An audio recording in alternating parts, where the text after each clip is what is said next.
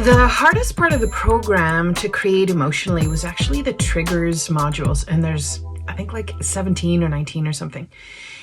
And the reason it was the hardest part emotionally to create, there was the sense, okay, so first things first, like let's just put something basic on the line. When there's histamine issues in a body, whether it's histamine intolerance, whether it's mast cell activation, whether you don't know if it's histamine intolerance or mast cell activation, or it's both, like, doesn't matter. You're dealing with histamine, and histamine is an obvious player in your symptoms.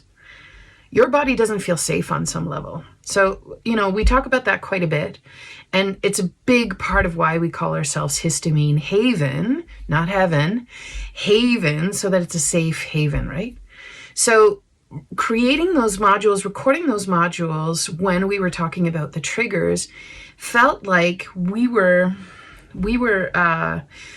turning on the stress response as we were doing it. And we were really cognizant of walking that really narrow line of providing information so that you know, because sometimes knowledge is power and comprehension can help you reduce some of the stressors behind it.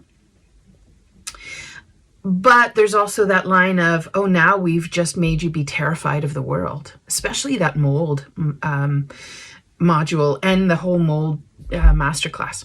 There's this concept that especially when you're right at the beginning of it, it just gets so overwhelming.